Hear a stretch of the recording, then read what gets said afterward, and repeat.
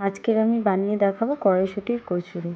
কড়াইশুঁটির কচুরির জন্য আমি অল্প পরিমাণে তেল গরম করতে দিয়ে দিয়েছি।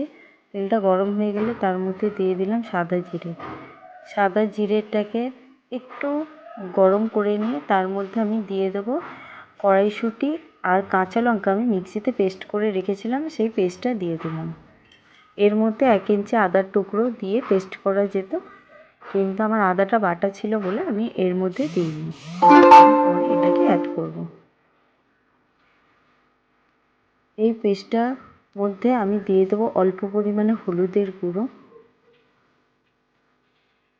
অল্প পরিমাণে লবণ।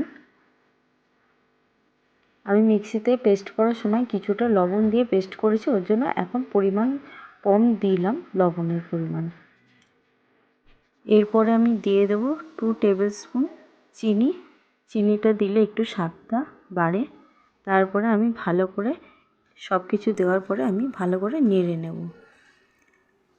খুব সহজভাবে আমি রান্নাটা করে দেখাচ্ছি বন্ধুরা, একবার করে দেখো, করে তারপরে আমাকে মেসেজ করে জানিও। রান্নাটা খুব টেস্টি হবে। কড়াইশুঁটি কচুরি তো সবাই অনেক রকমভাবে খেয়েছো, একবার আমি যেরকম বানালাম সেরকম বানিও। এরপরে আমি দিয়ে দিলাম 1 চামচ আদার পেস্টটা। এরপর আমি আলতো হাতে নাড়তে থাকবো। কড়াইতে লেগে থাকা মানে এটা এখনও তৈরি হয়নি। যখন দেখবে কড়াই থেকে ছেড়ে যাচ্ছে, কড়াই থেকে উঠে উঠে চলে আসছে, লাড্ডুর মতন হয়ে যাচ্ছে, তখন ভাবে তোমার তৈরি হয়ে গেছে পুরটা। তারপরে আমি এর মধ্যে অ্যাড করব 1 চামচের মতন জিরে গুঁড়ো। জিরে গুঁড়ো দিলাম। তারপরে আমি দিয়ে দেব 1 চামচের মতন বেসন। এই বেসনটা দেওয়ার পরে এটা আরও তাড়াতাড়ি জলটা টেনে নেবে, আর টেস্টটাও একটু অন্যরকম হয়ে যাবে। আস্তে আস্তে আমার কড়াই থেকে ছেড়ে গেছে, দেখো বন্ধুরা। এইবারে আমার তৈরি হয়ে গেছে। কড়াই থেকে ছেড়ে যাওয়া মানে তোমার পুরটা তৈরি হয়ে যাচ্ছে। আমি এবারে এটাকে তুলে নেব। তুলে একটু ঠান্ডা করব।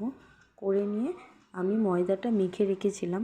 ময়দাটা একদম নরম করে মাখতে হবে, যাতে বেলার সময় ফেটে না যায়। শক্ত হলে বেলতে গেলে ফেটে যাবে।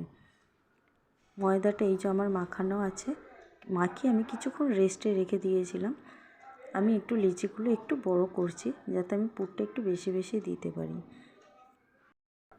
আমি আগে সব লিচিগুলো একটা একটা করে কেটে নিয়ে তারপরে পুর ভরেছি। একটু বড় লিচি করেছি, যাতে আমি পুরটা একটু বেশি দিলে খেতে আর একটু ভালো লাগে।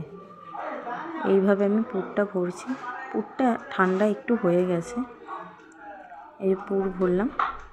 পুর ভরে আমি একটু পুরটা বেশি পরিমাণে দিলাম। তোমরা যদি লিচিটা ছোট করো তাহলে পুরটা একটু কম দিও। পুরটা আমার রেডি হয়ে গেছে। রেডি হয়ে যাওয়ার পর এটাকে আমি এবারে বেলে নেব। এক এক করে আমি সব কটা পুর ভরে নিয়েছি। এইবার আমি বেলে নিয়েছি। অল্প পরিমাণে তেল দিলাম, দিয়ে আলতো করে বেলছি, যাতে পুরটা বেরিয়ে না যায়। আগে চেপে চেপে আমি পুরটাকে চতুর্দিকে করে নিয়েছি, নিয়ে তারপরে বেলছি। আলতো হাতে বেললে একটু ফাটেনি, কড়াইতেও বেরিয়ে যাবে না পুরটা। এবারে আমি গরম তেলের মধ্যে এটাকে ছেড়ে দেবো। আরও একটা আমি করে দেখাচ্ছি বন্ধু, দেখে নাও তোমরা। এরকমভাবে বেলে নিলাম। কড়াইতে আমি তেল বসিয়ে গরম করতে দিয়ে দিয়েছিলাম। এই গরম তেলের মধ্যে আমি ছেড়ে দিব। এবার আস্তে আস্তে এটাকে গ্যাসটাকে আস্তে করে আমি ভাজতে থাকবো। পুরো ফুলে উঠবে একদম, দেখো বন্ধুরা। আরও একটা আমি করে দেখাচ্ছি। এরকমভাবে ফুলবে। আমার রিকোয়েস্ট রইল, একবার তোমরা বানিয়ে করে দেখো। ভালো লাগলে লাইক, শেয়ার, কমেন্ট করো। থ্যাংক ইউ সো মাচ ভিডিওটা